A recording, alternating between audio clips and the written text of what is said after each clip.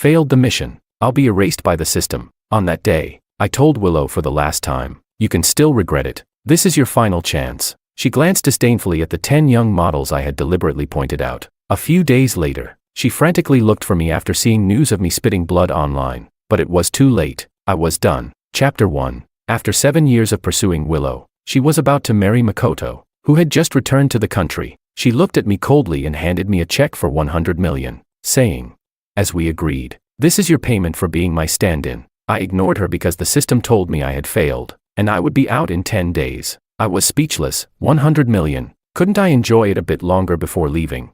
So I looked at the check on the table and smirked, asking the system, can't we salvage this? The system replied, no. Willow probably thought I couldn't let go. She pursed her lips and said, that's already plenty. Please don't disturb me and Makoto anymore. Fine. I quickly grabbed the check, thinking about how I had pretended for 7 years, being loving, considerate, and patient, only to have 10 days to enjoy it. How could I possibly spend that in 10 days? Whatever. 10 days were still 10 days. It could vanish in an instant. With that thought, I lowered my head to scroll through my phone. As I flipped through my contacts, she seemed to want to say something. George. Actually Before she could finish, I had already dialed David. David, your company is nearby. Right. Arrange for 10 young models immediately. Are you out of your mind? Can your body handle it? Stop talking. I need 10 right now. Pay is negotiable. I've sent you my location. They need to arrive in 10 minutes. Willow. Oh, we broke up. Hurry up. 9.5 minutes left. After hanging up, I looked at the twisted expression on Willow's face and asked, what were you saying? Her face turned bright red, and after a moment, she finally managed, George, you're just trying to provoke me, right?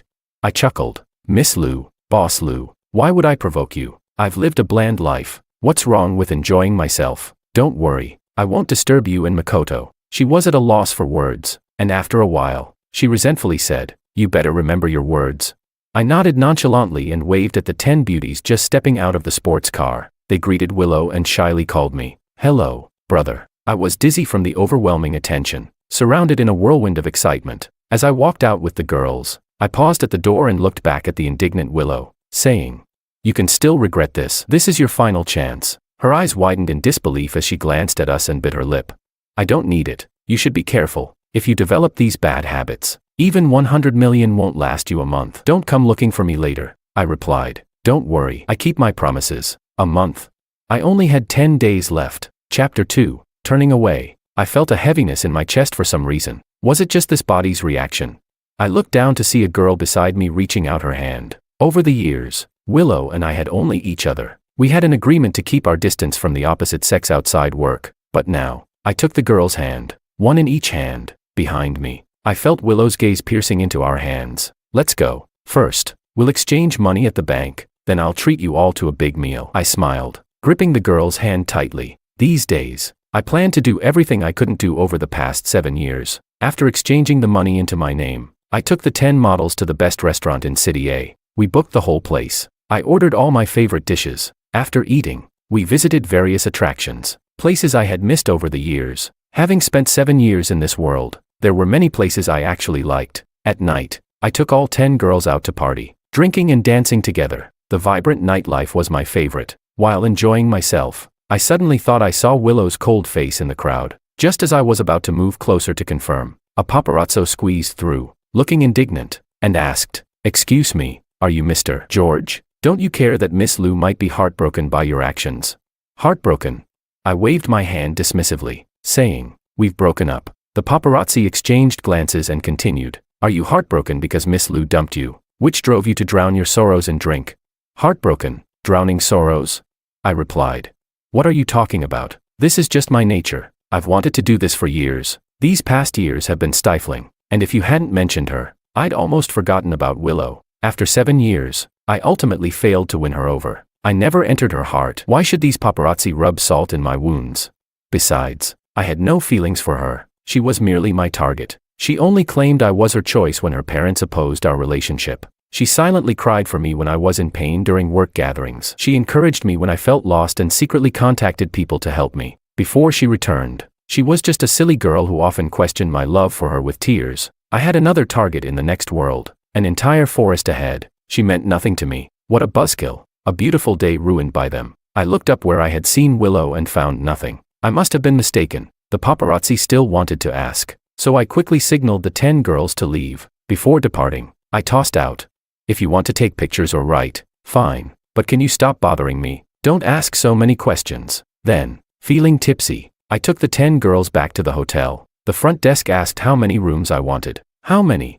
Of course, just one. The presidential suite. Chapter 3. When I woke up the next day, the first thing I did was rush to the bathroom to throw up. I vomited violently. Oh no, I drank too much. While throwing up, I suddenly spat out blood. I quickly flushed the toilet, realizing too late. My stomach twisted in pain. Sitting on the floor, I bore the pain and asked the system what was happening. The system informed me that this body was about to die. It was normal. Oh, stomach cancer, I remembered now. I still had the medical report on my bedside table at home. I had told Willow about my illness, but coincidentally, that day, Makoto asked her out. Willow had looked at me coldly, even mocking. "Someone like you would get sick, George. You'd be better off dead."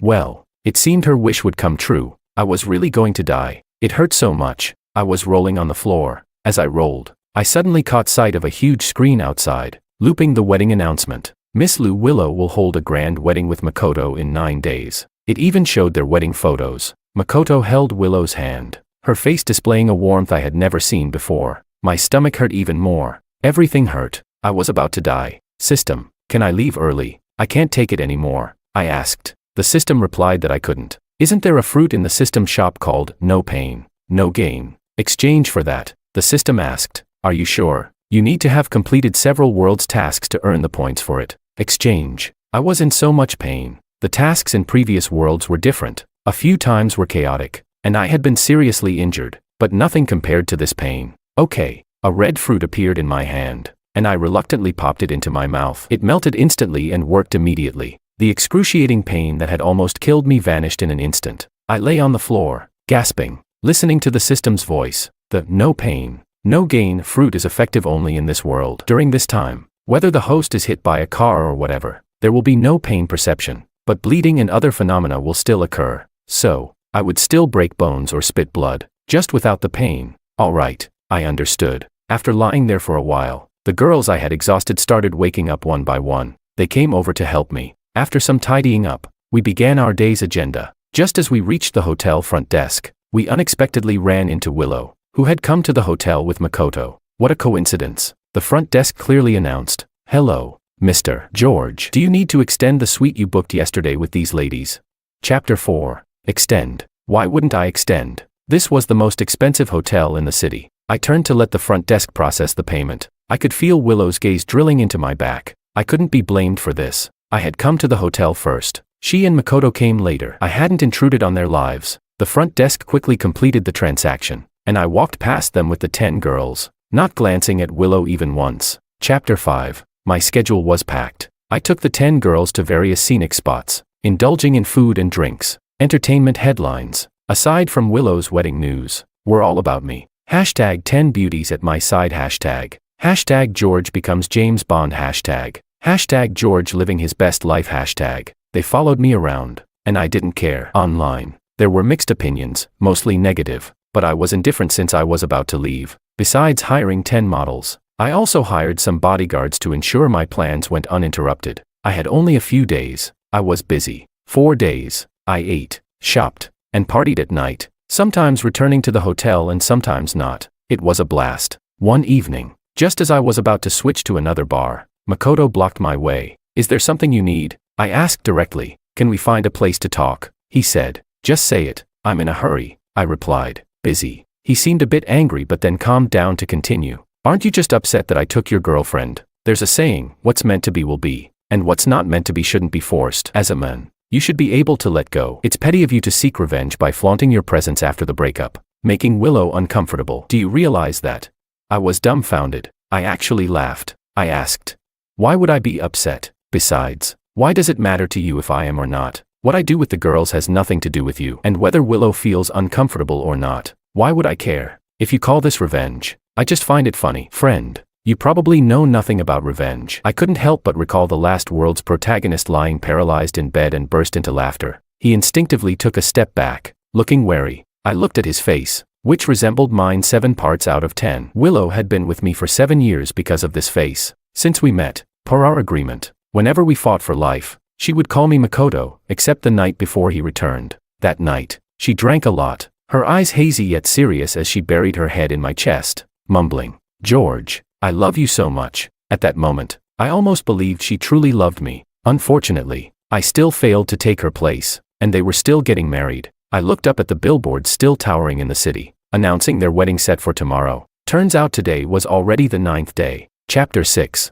Suddenly, I felt a complex mix of emotions. A burning sensation coursed through my heart. It seemed the fruit not only dulled physical pain. A bunch of paparazzi followed me, and Makoto stood right in front of me. I smiled and said, "Don't look at me like that, groom. You're getting married tomorrow. Congratulations in advance." He frowned and opened his mouth to say something, but I waved him off. Truly. Then I left with the girls and bodyguards. Chapter 7. We continued to party, but I couldn't shake the feeling of unhappiness. It was all Makoto's fault for ruining my vibe. Sigh. I thought if I drank more, I could forget and feel happy again. So, I really tried to cheer up. Holding my glass, I laughed while looking at the 10 girls, who were also giggling like mad. The table was piled high with drinks, and I planned to indulge. "Let's mix these together and make a depth charge." I pointed to the colorful drinks on the table. The girls eagerly complied, mixing the vibrant concoctions. I picked up the final light purple liquid and downed it in one go. "Look at me. Impressive, right?" I said. The girls clapped in encouragement. Feeling emboldened, I grabbed another drink, about to down it when suddenly, ugh, a wave of metallic sweetness hit my throat, and I vomited a large mouthful of blood. "Are you okay, brother? Did you just throw up blood?" The nearby girls panicked. Cough, cough. I choked, waving my hand. No, let's keep drinking. I was just saying how awesome I am." I tried to drink again, but before I could, another large mouthful of blood erupted from me. This time, I spewed it right into my glass, turning the light purple drink red. I lost control, vomiting blood in gushing waves. The table became a bloody mess. "Brother, don't scare me." They were in a frenzy, and paparazzi were still snapping photos as the bar staff rushed over. I checked my phone for the time. It was already the 10th day, 12 a.m. At the same moment, the entertainment headlines erupted with a breaking notification. #George vomits blood late at night.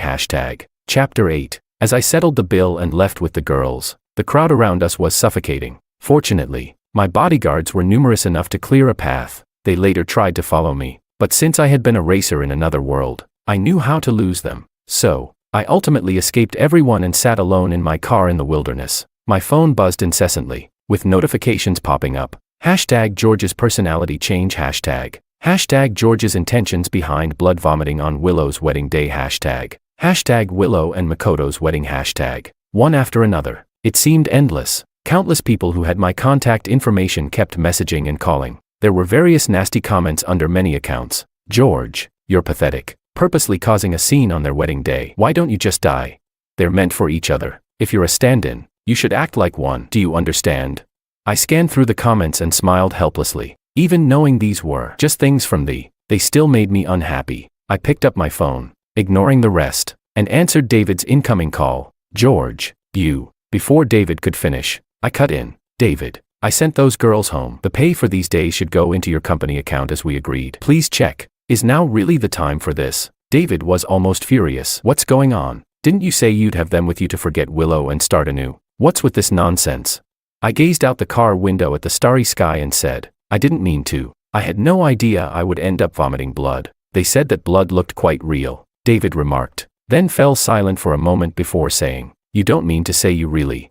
"Yeah, I'm about to die," I replied. "I can't believe this," David cursed, sounding worried. "With money, why aren't you getting treated? Where are you now? I'll come get you." I suddenly felt a wave of sadness and didn't want to talk anymore. "I don't want treatment." With that, I hung up the phone. Chapter 9. He called again, but I didn't pick up. I muted my phone. I lit a loo and took in the nearby scenery, quietly spending what would be my last moments in this world. The moonlight was like water. In the wilderness, I saw a long-tailed tit, soft like a ball of snow, lightly perched on a tree branch. Without thinking, I snapped a picture, instinctively wanting to send it to Willow. Habit is a terrifying thing. Back when we were together, Willow loved these cute little creatures. Every time she saw or touched one, she'd be over the moon. So, I developed the habit of sending her pictures of them. But as soon as I opened our chat, her message popped up. "George, you're pathetic. pretending to cough up blood just to disgust me and Makoto. Suddenly, a suffocating feeling surged within me, and yet, my car window was wide open.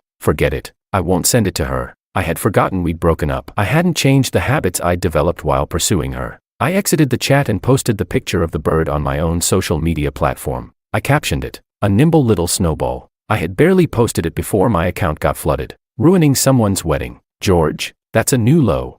Why aren't you dead yet? I'll be at your grave next year. Sigh. I really shouldn't have posted it. David's messages kept popping up, but I ignored them. Later, he just kept commenting on my post. George, pick up the phone. Answer me now. If you don't respond, I'll leak the recording.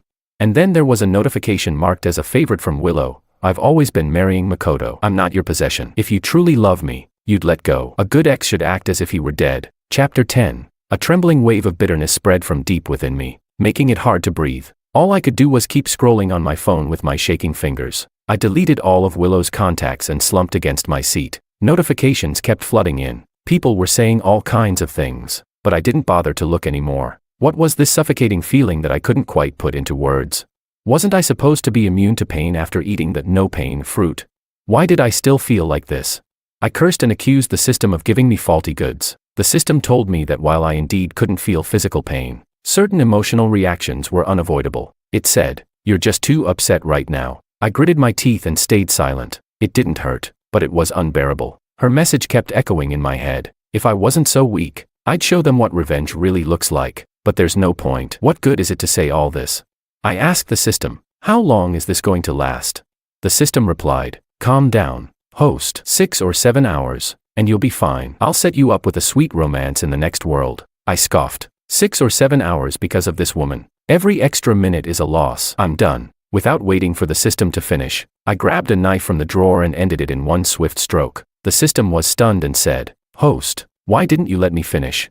Outside, it had started to rain. The rain came down hard. I quietly listened to it, feeling the strength drain from my body. Ugh. A few mouthfuls of blood later, my vision blurred. A hollow feeling washed over me. As the system chimed, I felt myself start to float upward. My phone slid to the side. The last thing I saw on the screen was a series of exploding notifications. Hashtag David leaks George's phone recording. Hashtag George diagnosed with stomach cancer. Hashtag George's medical records exposed. Hashtag. The next moment, the screen flickered, and the phone vibrated violently. Willow's number flashed repeatedly. Chapter 11. Willow called me many times, but I had already left. The George of this world was dead, so I couldn't answer. After a few unanswered calls, her messages began flooding in. "George, what are you doing? Didn't we agree to leave each other alone? Pick up the phone. George, I'm seriously mad this time. Answer me. The recording online is fake, right? George, where are you?" Explosive headlines and entertainment news kept popping up. Hashtag George says he's not seeking treatment anymore. Hashtag George is dying. Hashtag David was tagging me like crazy online, demanding I respond. The 10 girls from before had been found. Reporters were chasing them, asking about me, but they hadn't said much yet. People online were digging up everything, where I'd been with them, how I got sick, the first and last time I went to the hospital. The internet was divided into two camps. One side claimed everything was a scripted act to ruin Willow and Makoto's wedding, while the other side said if that were true, it would be a clown move, because any lie would eventually be exposed. The argument was fierce. All over the platforms, they were replaying David's leaked recordings, my deleting everything related to Willow, unfollowing her, the scene of me coughing up blood at the bar, and finally, me smiling at Makoto and saying, "Groom, congratulations on your wedding. Sincerely." Chapter 12. The rain kept pouring harder. I floated above the city, looking down at its drenched streets, waiting for something. I didn't know what. I don't know how much time had passed, but soon people started arriving at the hill. Screech, the sound of brakes pierced the air, and Willow furiously slammed her car door shut. From far away, she shouted, "George." Her voice was angry but had a slight tremble. She walked toward my car in the rain. "George, I'm warning you." Before she could finish, someone behind her screamed, "Ah, what's that? Blood. Holy crap, there's so much blood, it's all over the place. We found this spot based on George's photos. Could it be? That car looks like George's. Oh my god." Willow froze for a second, then looked down and saw the pool of blood. It dripped from the door seam, snaking along with the rain, spreading across the ground. She stood there in shock, leaving bloody footprints in the eerie night as rainwater mixed with blood. I floated nearby, watching her face slowly turn pale, her hands trembling. She lifted her foot but hesitated to take another step. Her eyes locked on my car door. The reporters who had followed were braver. One of them stepped forward, gritting his teeth, and yanked open the driver's door. Chapter 13. Ah. The moment the door opened, the person let out a blood-curdling scream and stumbled backward, falling to the ground hard. I pitied him a little. The inside of the car was a gruesome sight. Before I left, I had made sure to go big. After all, if I had gone too soft, I'd just be left waiting weakly for the end. I didn't feel the pain, but the blood splattered everywhere. By the time they found me, it had already spilled outside. Inside and outside the car was a mess. Ugh. Oh my God. This is horrific. Quick, call the police. The scene was pure chaos. Willow stood there, frozen, drenched by the downpour, her lips pressed tightly together, her eyes red as she stared at my body. A few brave ones were taking photos. Click. The flash of a camera startled Willow back to reality. Get away. She screamed at them, pushing everyone away, standing protectively in front of my body, looking completely unhinged. Get away from him.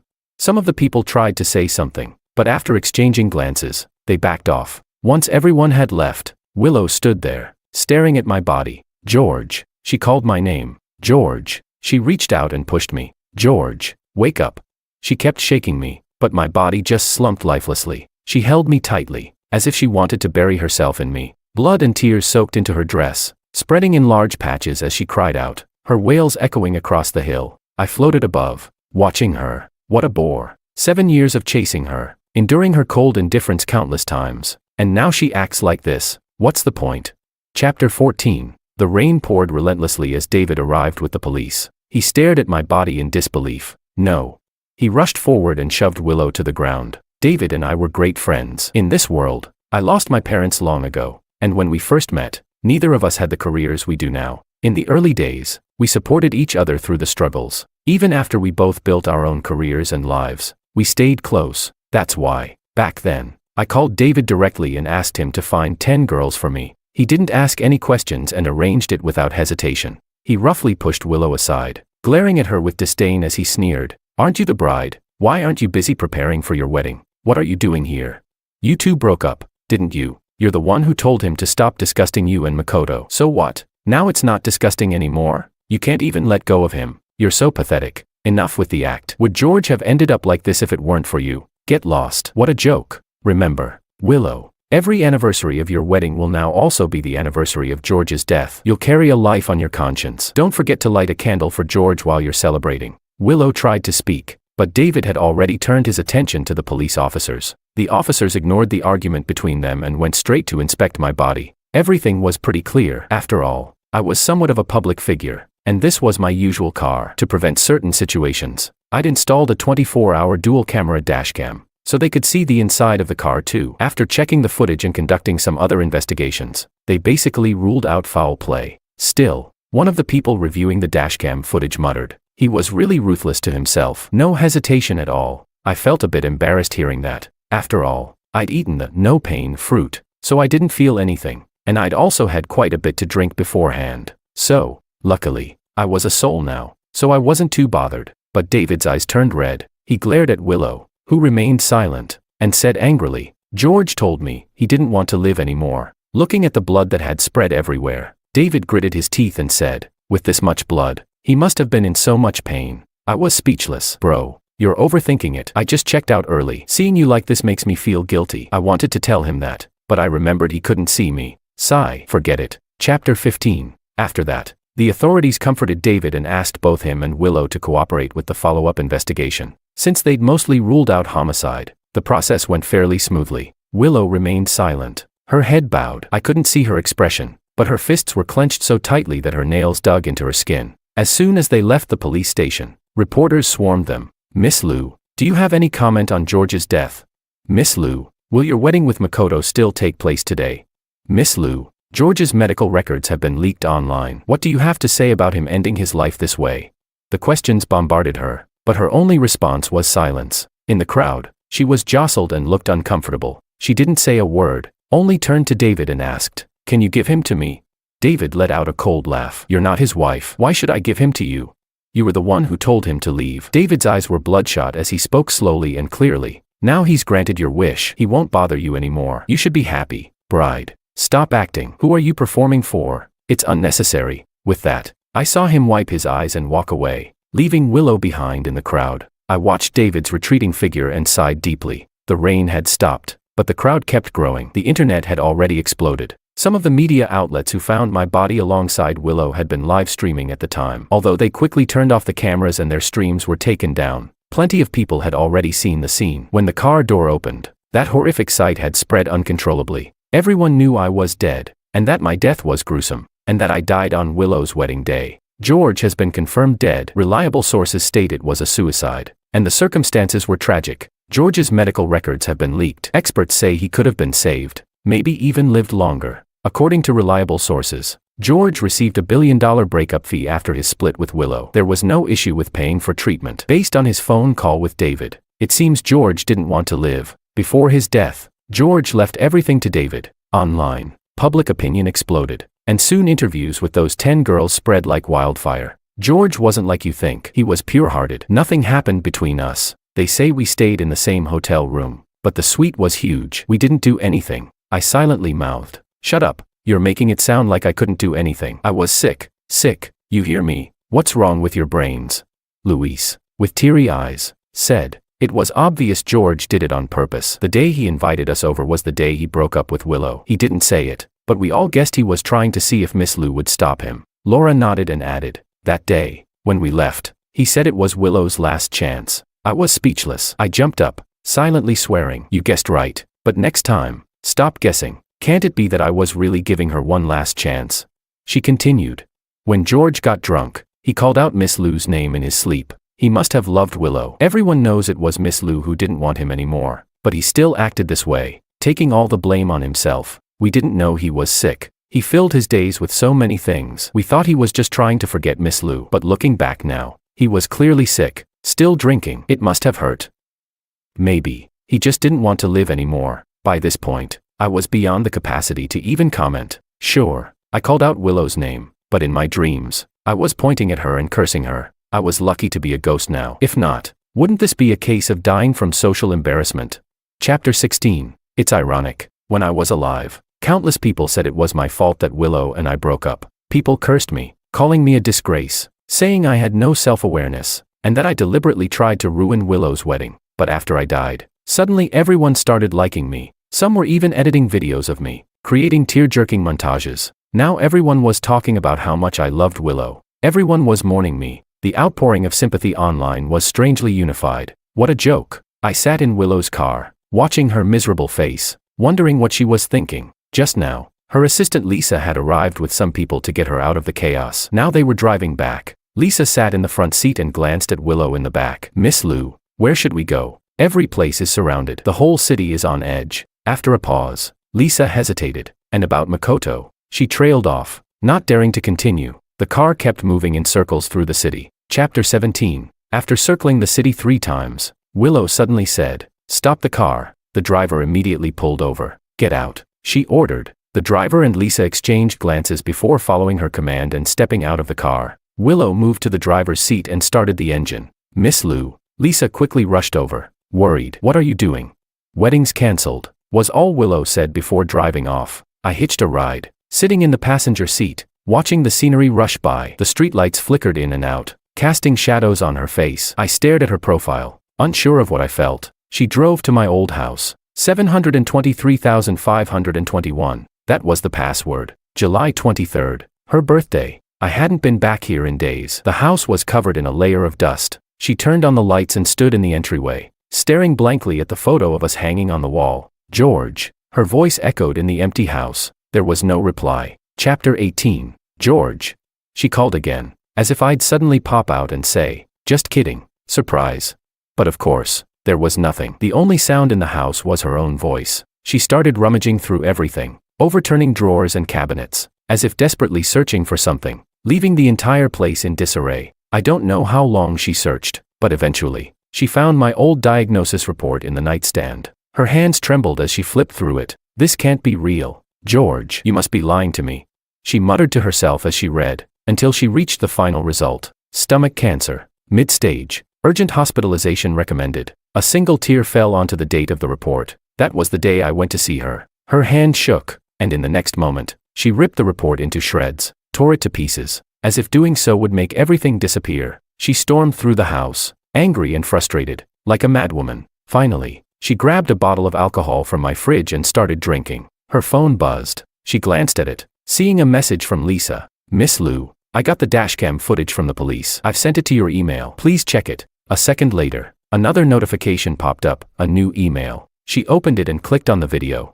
It showed the moments leading up to my death. Lisa had even added a note. Mr. George called David after taking a picture of the bird. He probably wanted to send it to you, but after seeing your message, he posted it online instead. Later, Mr. George seemed to have received another message from you, and he lost control, then grabbed the knife. Willow played the video over and over, watching the last few messages she had sent me. Suddenly, she laughed. George, was this your way of getting back at me?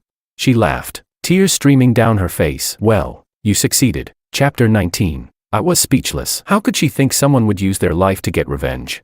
How stupid. I was just a failed attempt at winning her over. System, what do you think she means by that? I asked. I don't know. The system replied. I'm just a program. I don't understand your human emotions or these strange, tangled feelings. Fair enough. Suddenly, I remembered something and asked. System, why is my departure taking so long? The system replied, exasperated. You didn't let me finish explaining. You were supposed to stay in this world for 10 days, but you forced an early exit. Since your time wasn't up, you have to stick around a bit longer. The higher-ups said you were trying to exploit a bug, so they extended your stay. They also warned that if you pull a stunt like this again, next time you won't be floating, you'll stay trapped in your body until it rots. I thought about that scenario for a second. No, best not to think about it. I just watched Willow guzzle down alcohol, shaking my head. She drank until she was stumbling, then rushed to the bathroom to vomit. As she retched, her phone rang. It was Lisa. What is it? She answered. Miss Lou, I wouldn't have bothered you right now. But, Lisa hesitated. David's at the crematorium, getting ready to cremate Mr. George. Do you want to come by?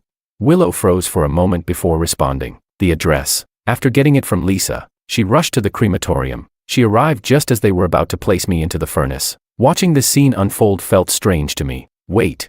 Willow rushed forward, trying to stop them. David turned around, anger flashing across his face. You've got some nerve showing up here. David snapped. Get the hell out. Willow looked like she was about to collapse. Her eyes were red as she pleaded.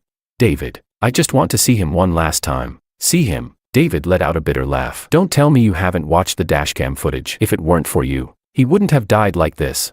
Willow, you want to see him? George wouldn't have wanted you anywhere near him. If he knew you were here for his cremation, he'd probably sit up out of pure rage. Get out. You killed the only brother I had. But Willow stood there, frozen in place. Seeing this, David marched over and slapped her hard. The slap was brutal. Blood dripped from Willow's mouth. Lisa arrived just in time to witness this and rushed over to stop him. David, you can't do that. It's illegal. Stop hitting her. Miss Lou is suffering too. Suffering? David laughed bitterly. If she knew what suffering was, where was that concern before? She was about to marry someone else. I bet she was hoping George would die. Ask her what her last message to him was. She said a good ex should be as good as dead.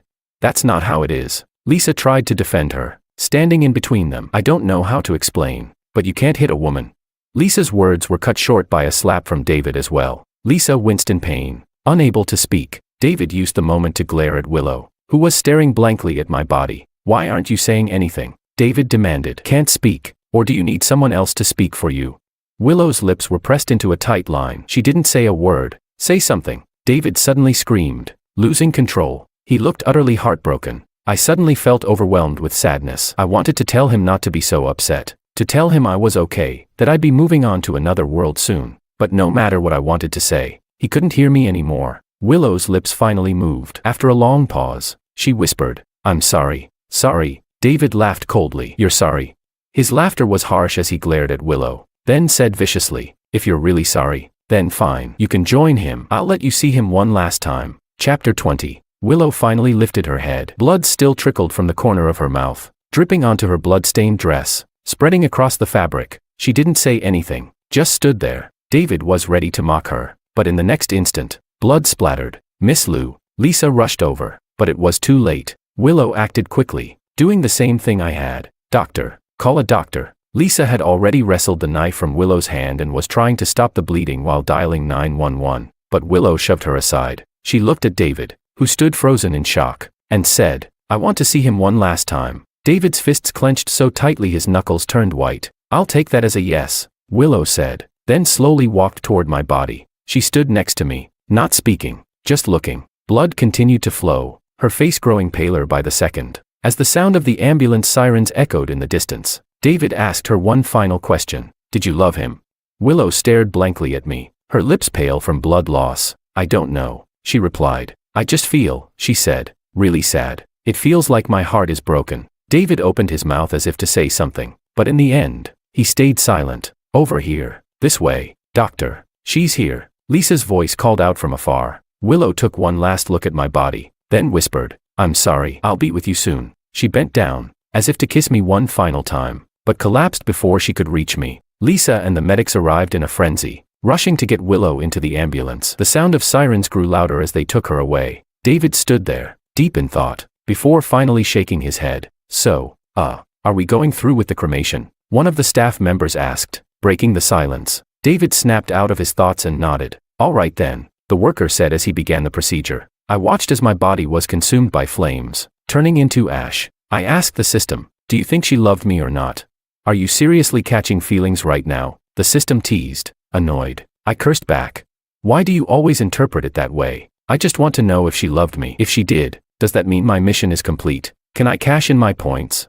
What are you dreaming about? The system replied, whether she loved you or not doesn't matter now. Host, I'm already selecting your next world. Once the time comes, we'll leave. The system tried to comfort me. Don't be sad over a heartless girl. The next world will be better. I promise. Fine. Pick a sweet one. I insisted. I don't think I can take much more. Got it. This system knows what to do. The system reassured me. All right. Prepare for world transition. Countdown. 5, 4, 3, 2, 1. The system's countdown echoed in my ears. I watched the sun set slowly, casting a golden glow. I turned to David and softly said, goodbye. He seemed to sense something and looked in my direction. I gave one last wave. I hope everything goes well for him in this world.